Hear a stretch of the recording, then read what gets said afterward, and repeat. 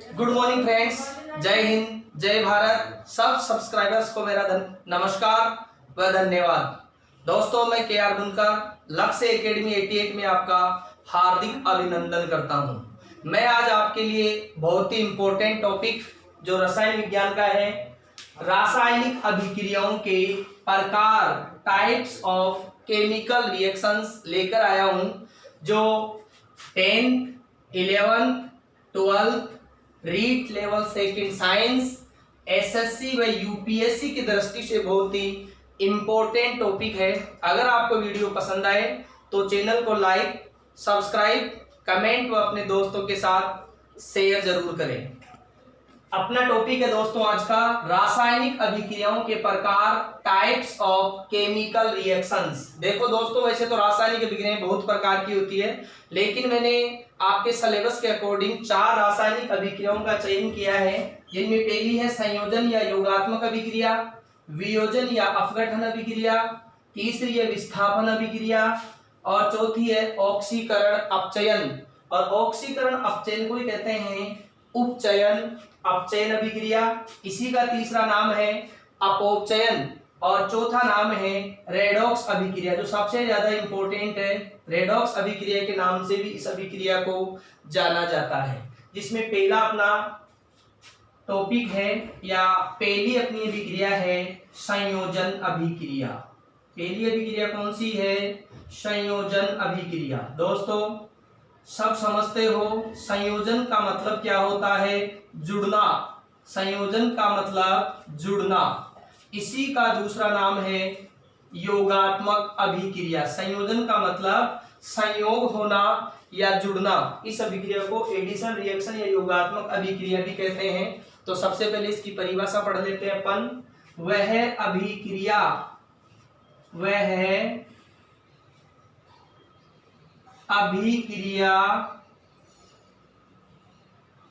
जिसमें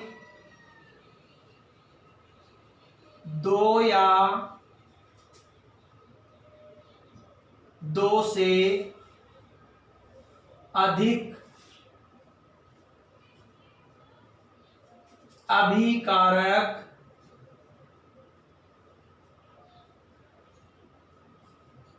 मिलकर एकल उत्पाद बनाते हैं। वह अभिक्रिया जिसमें दो या दो से अधिक अभिकारक मिलकर एकल उत्पाद का निर्माण करते हैं या एकल उत्पाद बनाते हैं, संयोजन अभिक्रिया कहलाती है। अब इसके उदाहरण देखते हैं। एग्जाम्पल, पहला एग्जाम्पल है कोयले का दहन। पहला है कोयले का दहन। कोयला भी कह सकते हैं या लकड़ी भी कह सकते हैं अपन, कागज भी कह सकते हैं और ग्रेफाइट। अगर क्वेश्चन कोई सा भी पूछा जाए कि कोयले के दहन का समीकरण लिखो, लकड़ी के दहन का समीकरण लिखो या कागज के दहन का समीकरण। दोस्तों देखो, इन सब में, कोयले में, लकड़ी में, कागज में, ग्रेफाइट में, इन सब में कार्बन होता है, तो अपन लिखेंगे C। और इन सबको जलाने के लिए ऑक्सीजन की जरूरत पड़ती है। ऑक्सीजन एक ऐसी गैस है जो स्वयं नहीं जलती और अपनी उपस्थिति में दूसरी वस्तुओं को जलाने का कार्य करती है। तो अपन लिखेंगे C+O2 is equal to CO2। Carbon oxygen के साथ में क्रिया करके कार्बन डाइऑक्साइड का निर्माण करता है। दूसरी अपनी अभिक्रिया है वो है सल्फर का दहन। और सल्फर को दोस्तों गंधक भी कहते हैं, इस नाम से क्वेश्चन ज्यादा इंपॉर्टेंट है। गंधक का दहन या फिर क्या कह सकते हैं, सल्फर का दहन। देखो, गंधक को या सल्फर का प्रतीक होता है S। ऑक्सीजन के साथ में क्रिया करवाओगे तो S+O2 is equal to SO2। इसका नाम है सल्फर डाइऑक्साइड। तीसरा इसका उदाहरण पर देखेंगे मैग्नीशियम का दहन। ये क्वेश्चन भी इंपॉर्टेंट है। मैग्नीशियम का दहन। देखो मैग्नीशियम का दहन या मैग्नीशियम के फीते का दहन। अब जो मैग्नीशियम है इसका प्रतीक होता है Mg। जलाने के लिए क्या चाहिए भाई? Oxygen. O2 is equal to क्या आएगा? MgO। इसको क्या बोलते हैं? Magnesium oxide. अब ये है बायां पक्ष, ये है दायां पक्ष।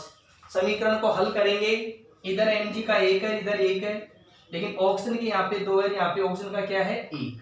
तो यहाँ पे 2 से गुणा कर देंगे, ऑक्सीजन के भी 2 हो गए, मैग्नीशियम के भी 2 हो गए, लेकिन इधर मैग्नीशियम का 1 है तो यहाँ पे भी एक मैग्नीशियम के कितने करेंगे? 2। 2Mg plus O2 is equal to 2MgO magnesium oxide. अगला अपन देखेंगे, चौथी अभिक्रिया है हाइड्रोजन व ऑक्सीजन से जल का निर्माण। हाइड्रोजन और ऑक्सीजन से जल निर्माण या कह सकते हैं जल का निर्माण। हाइड्रोजन को कहेंगे अपन H2 लिखेंगे, ऑक्सीजन को लिखेंगे O2 इज इक्वल टू जल का सूत्र होता है H2O। देखो समीकरण संतुलित है कि हाइड्रोजन के 2 और ऑक्सीजन के 2, हाइड्रोजन के तो 2 है लेकिन ऑक्सीजन का इधर 2 और इधर 1 ही है, तो 2 होनी चाहिए, तो यहाँ पे क्या लगाएंगे? 2। अब देख लो हाइड्रोजन के यहाँ पे 4 हो गए तो यहाँ पे भी क्या करेंगे? 2। 2 दूनी 4, 2 दूनी 4, ऑक्सीजन के 2, इधर भी ऑक्सीजन के 2, तो जल के कितने अणु बन गए? 2। अभिक्रिया समझ में आ गई होगी भाई। संयोजन अभिक्रिया वह अभिक्रिया जिसमें 2 या 2 से अधिक अभिकारक मिलकर एकल उत्पाद का निर्माण करते हैं, संयोजन या योगात्मक अभिक्रिया कहलाती है। देखो 2 अभिकारक C+O2, ये भी अभिकारक 2 है, ये भी 2, ये भी 2, और ये सब क्या है? उत्पाद, जो क्या है? एकल है। इस अभिक्रिया को संयोजन अभिक्रिया के नाम से जाना जाता है। दूसरी अपनी अभिक्रिया है वियोजन अभिक्रिया। दूसरी अभिक्रिया कौन सी है? वियोजन। और वियोजन का ही दूसरा नाम क्या है? अपघटन। नाम से समझ में आ रहा है दोस्तों, वियोजन या अपघटन, इसका मतलब होता है टूटना। ऊपर वाले में जो जुड़ रहे थे इसमें क्या होंगे? टूटेंगे। तो सबसे पहले मैं इसकी परिभाषा बता देता हूं कि वह अभिक्रिया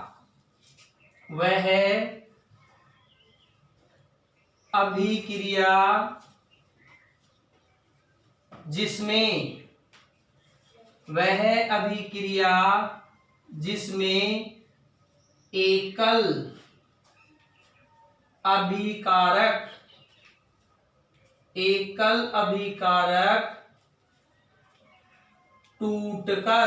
एकल अभिकारक टूटकर 2 या 2 से अधिक उत्पाद बनाता है। 2 या 2 से अधिक उत्पाद बनाते हैं, उसे कौन सी अभिक्रिया कहेंगे भाई? वियोजन। वियोजन का मतलब टूटना। वह अभिक्रिया जिसमें एकल अभिकारक टूटकर 2 या 2 से अधिक उत्पाद बनाते हैं, इस अभिक्रिया को क्या कहेंगे? वियोजन। देखो इसमें तो 2 या 2 से अधिक अभिकारक मिल रहे थे और इस एकल उत्पाद बनाते थे, और इसमें एकल अभिकारक टूट करके 2 या 2 से अधिक क्या बनाते हैं? उत्पाद। इसलिए संयोजन अभिक्रिया को वियोजन अभिक्रिया के विपरीत अभिक्रिया के नाम से भी जाना जाता है या विपरीत अभिक्रिया भी कहते हैं। अब देखो कोई पदार्थ टूटेगा तो अपनी मर्जी से या स्वयं तो टूटेगा नहीं, उसको तोड़ने के लिए तो प्रकाश की जरूरत होगी या विद्युत धारा की जरूरत होगी या ऊष्मा की जरूरत होगी। तो इसके अपन कुछ उदाहरण देख लेते हैं जो बहुत ही ज्यादा इंपॉर्टेंट है। पहला है कैल्शियम कार्बोनेट के ऊष्मीय वियोजन की अभिक्रिया। कैल्शियम कार्बोनेट का सूत्र CaCO3 होता है। कैल्शियम कार्बोनेट को जब ऊष्मा दी जाती है तो calcium carbonate CaO plus CO2 के अंदर क्या हो जाता है भाई? टूट जाता है। इसे कहते हैं कैल्शियम कार्बोनेट के ऊष्मीय वियोजन की अभिक्रिया। दूसरी अभिक्रिया है फेरस सल्फेट FeSO4। इसको क्या देते हैं? ऊष्मा। तो ये भी क्या होता है? टुकड़ों में अपघटित हो जाता है, टूट जाता है, और क्या उत्पाद बनता है? Fe2O3। देखो मैं यहाँ पे लिख देता हूं A+B, और आप बताओगे A और B की जगह क्या आएगा। ऐसा 10th में भी पूछा जाता है और रीट में भी एक बार पूछा गया है क्वेश्चन की निम्न अभिक्रिया में A और B की जगह क्या आएगा। देखो तो इसको संतुलित कर लेते हैं। इसको फेरस सल्फेट कहते हैं। क्या है ये? Ferrous sulphate. अब देखो फेरस सल्फेट के यहाँ पे Fe का एक है, यहाँ पे Fe के दो है, तो इसको संतुलित कर लो। यहाँ पे भी क्या कर लोगे आप, दो। जब यहाँ पे भी आप इसके दो कर लोगे तो यहाँ पे भी दो हो गए, लेकिन यहाँ पे S से भी कितने हो गए, दो। तो आप A और B की जगह दो तो लिख दो S, एक S ये हो गया, एक S ये हो गया। Fe के दो इधर हो गए, S के भी दो हो गए। अब ऑक्सीजन के देखो 4 दूनी 8 है और यहाँ पे ऑक्सीजन के कितने हैं, 3। तो SO3 और SO2 देख लो, Fe2 S के दो और ऑक्सीजन के 4 दूनी 8, तो 3 3 6 और दो कितने हो गए, 8। एक ही जगह क्या आया, SO3 सल्फर ट्राई ऑक्साइड और बी की जगह सल्फर डाई ऑक्साइड, और इसको क्या कहते हैं, फेरिक ऑक्साइड के नाम से इसको जाना जाता है। तो वियोजन अभिक्रिया समझ में आ गई होगी कि वह अभिक्रिया जिसमें एकल अभिकारक टूट करके दो या दो से अधिक पदार्थों का क्या करता है, निर्माण करता है। तीसरा उदाहरण अगर अपन इसका देखना चाहें तो देख सकते हैं, AgBr सिल्वर ब्रोमाइड, और सिल्वर ब्रोमाइड को क्या दिया जाता है, सूर्य का प्रकाश। किसका प्रकाश, सिल्वर ब्रोमाइड को या सिल्वर क्लोराइड को। AgCl भी लिख लो और AgBr भी, इसको अपन ले लेते हैं चौथी रिएक्शन। और इसको भी क्या देना पड़ता है, सूर्य का प्रकाश। जब दोनों विक्रियाएं सूर्य के प्रकाश में इनको खुला छोड़ दिया जाता है तो ये AgBr किस किस में टूट जाता है, 2Ag प्लस Br2।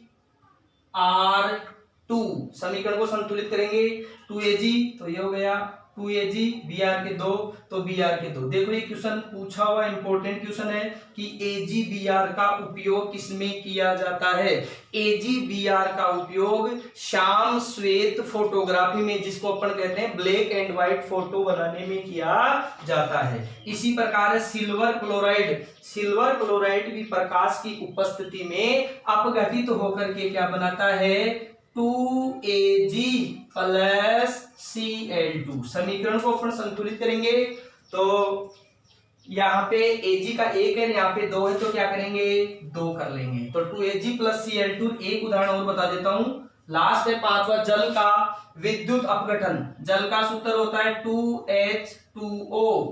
इसके अंदर जब विद्युत धारा प्रवाहित की जाती है तो जल का अपघटन हो जाता है, जल टुकड़ों में टूट जाता है और अपने को हाइड्रोजन प्लस ऑक्सीजन प्राप्त होती है।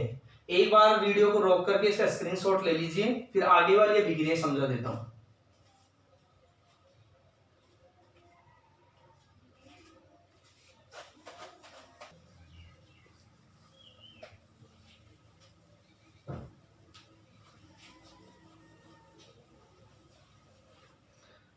तीसरी अभिक्रिया है विस्थापन अभिक्रिया। संयोजन हो गई, वियोजन हो गई।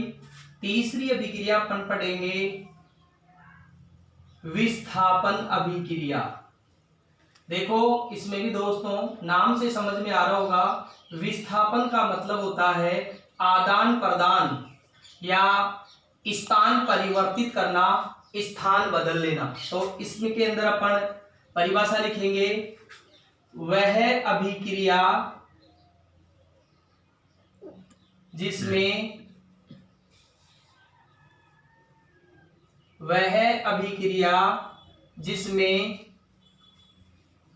तत्वों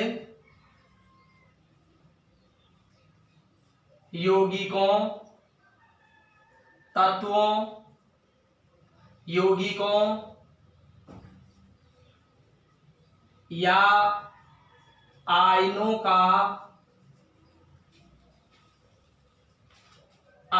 का आदान प्रदान होता है। आदान प्रदान होता है। कौन सी अभिक्रिया कहलाती है भाई, विस्थापन अभिक्रिया कहलाती है। आदान प्रदान होता है, विस्थापन अभिक्रिया कहलाती है। तो अपन कह सकते हैं वह अभिक्रिया जिसमें तत्वों, यौगिकों, आयनों, पदार्थों आदि का स्थान परिवर्तित होता है, एक पदार्थ की जगह दूसरा पदार्थ आ जाता है, ऐसी अभिक्रियाओं को विस्थापन अभिक्रिया के नाम से जाना जाता है। इसमें उदाहरण देखेंगे, और इसका पहला उदाहरण है जो हमेशा ही पूछा जाता है, एग्जाम के अंदर पूछा जाता है भाई, विस्थापन अभिक्रिया के अंदर ये किसका उदाहरण है। जैसे जब लोहे की कील को कॉपर सल्फेट के विलयन में डाला जाता है तो लोहे की कील का सूत्र होता है Fe और कॉपर सल्फेट को अपन कहते हैं CuSO4। लोहे की कील को कॉपर सल्फेट के विलयन में डाला जाता है। क्या होता है जब, और फिर एक क्वेश्चन है अगला, क्या होता है जब जिंक के टुकड़े को कॉपर सल्फेट के विलयन में डाला जाता है। और इन अभिक्रियाओं को पूर्ण करो और पूर्ण करके बताओ। देखिए पहले कौन करता है, तीसरी अभिक्रिया है Zn plus H2SO4 is equal to, ऐसे भी पूछ लिया जाता है। इन अभिक्रियाओं को पूर्ण करो, इनकी जगह क्या आएगा। तो देखो Fe क्या करता है, इस कॉपर से ज्यादा क्रियाशील है और इस कॉपर को उसके स्थान से हटा देता है। तो इस अभिक्रिया में बनेगा FeSO4 जिसको कहते हैं फेरस सल्फेट, प्लस बाहर क्या निकलेगा Cu कॉपर।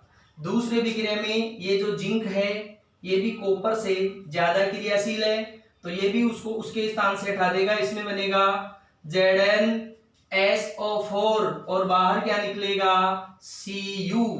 तीसरी अभिक्रिया है जिंक की अभिक्रिया जब अम्ल से करवाई जाती है तो अम्ल क्या करते हैं, ये भी दोस्तों बहुत ही इंपॉर्टेंट क्वेश्चन है, बार बार एग्जाम में पूछा जाता है कि धातुओं की अभिक्रिया अम्लों से करवाने पर कौन सी गैस बाहर निकलती है। तो सारी की सारी धातुएं अम्लों के साथ अभिक्रिया करके हाइड्रोजन गैस क्या करती है, विस्थापित करती है, बाहर निकालती है। तो इसमें बन जाएगा ZnSO4 प्लस बाहर क्या निकलेगा H2। ये H2 बाहर निकल जाएगा, इसकी जगह क्या आ जाएगा, तो ये बन गया ZnSO4 H2 बाहर। जब अभिक्रिया में गैस बाहर निकलती है तो एरो का निशान लगाते हैं, उसका मुंह ऊपर की तरफ करते हैं। तो देखो इन अभिक्रियाओं में कॉपर सल्फेट, ये अभिक्रिया ऐसे हो जाएगी, कॉपर सल्फेट के विलयन में लोहे की कील डालने पर कॉपर सल्फेट शुद्ध अवस्था में नीले रंग का होता है और जैसे इसके अंदर लोहे की कील डाली जाती है तो इसका रंग हल्का हो जाता है या मलिन हो जाता है और लोहे की जो कील है वो भूरे रंग की हो जाती है। क्यों, क्योंकि कॉपर सल्फेट से फेरस सल्फेट बनने के कारण। ये एक विस्थापन अभिक्रिया का क्या है, उदाहरण है। और इस अभिक्रिया में फिर आयरन कॉपर को उसकी जगह से हटा देता है। नीचे वाले अभिक्रिया में क्या होता है, जब कॉपर सल्फेट के विलयन में जिंक धातु के टुकड़े डाले जाते हैं, कॉपर सल्फेट के विलयन में जिंक धातु के टुकड़े डालने पर जिंक कॉपर को उसके स्थान से हटा देता है, जिंक सल्फेट बनता है, कॉपर बाहर निकल जाता है। इसी प्रकार क्या होता है जब जिंक धातु की क्रिया सल्फ्यूरिक अम्ल से करवाई जाती है तो क्या बनता है, जिंक सल्फेट बनता है और हाइड्रोजन गैस बाहर निकलती है। नेक्स्ट टॉपिक है, चौथी रिएक्शन है रेडॉक्स अभिक्रिया। चौथी अभिक्रिया अपन पढ़ेंगे भाई रेडॉक्स अभिक्रिया, जो बहुत ही ज्यादा इंपॉर्टेंट है, इन सबसे ज्यादा इंपॉर्टेंट है। देखो रेडॉक्स अभिक्रिया को कहते हैं ऑक्सीकरण, अपचयन, उपचयन, अपचयन, अपोपचयन या रेडॉक्स अभिक्रिया। तो इसकी परिभाषा हो जाएगी वह अभिक्रिया जिसमें एक पदार्थ का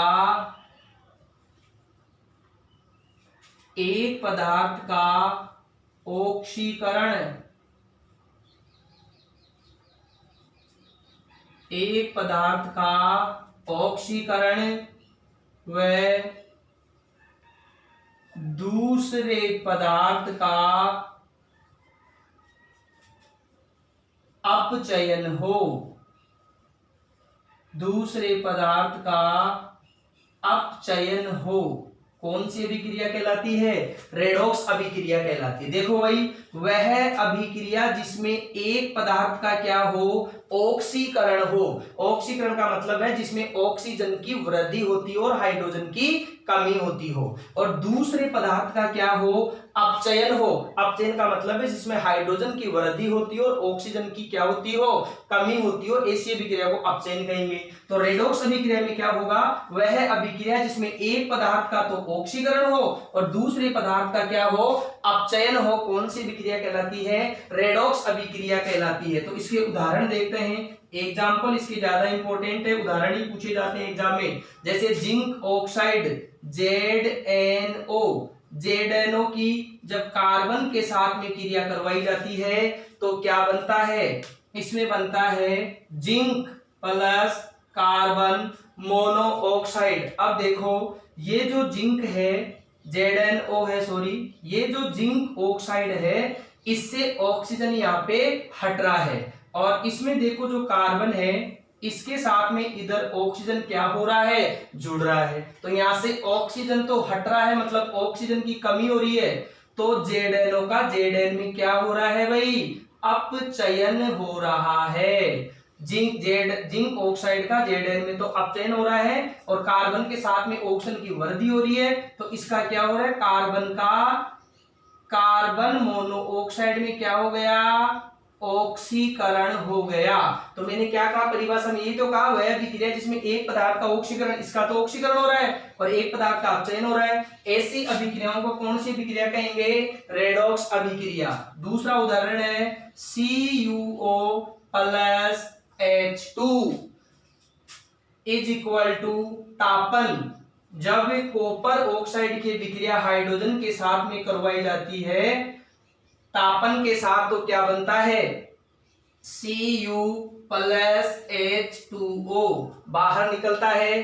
अब देखो कॉपर ऑक्साइड से तो क्या बन गया, कॉपर, और H2 के साथ H2 से क्या बन गया, H2O। कॉपर ऑक्साइड से ऑक्सीजन हट गया और कॉपर ही बन गया, तो ऑक्सीजन की कमी हो गई, तो इसका तो क्या हो गया, अपचयन। इसका क्या हो गया भाई, अपचयन। कॉपर ऑक्साइड का कॉपर में अपचयन हो गया, और हाइड्रोजन के साथ में ऑक्सीजन जुड़ गई, तो इसको अपन क्या कह सकते हैं, इसका क्या हो गया, उपचयन। और उपचयन को क्या कहते हैं अपन, ऑक्सीकरण। उपचयन बोल दो या फिर क्या बोल दो, ऑक्सीकरण बोल दो। तो हाइड्रोजन का H2O में ऑक्सीकरण या उपचयन हो रहा है, इसलिए इस अभिक्रिया के इतने नाम है, ऑक्सीकरण, अपचयन, उपचयन, अपचयन, अपोपचयन और रेडॉक्स अभिक्रिया। एक बार वीडियो को रोक करके इसका स्क्रीनशॉट ले लीजिए। उम्मीद करता हूं दोस्तों वीडियो पसंद आया होगा। अगर वीडियो पसंद आए तो चैनल को लाइक, सब्सक्राइब, कमेंट व शेयर जरूर करें। जय हिंद, जय भारत। मिलते हैं अगले वीडियो में।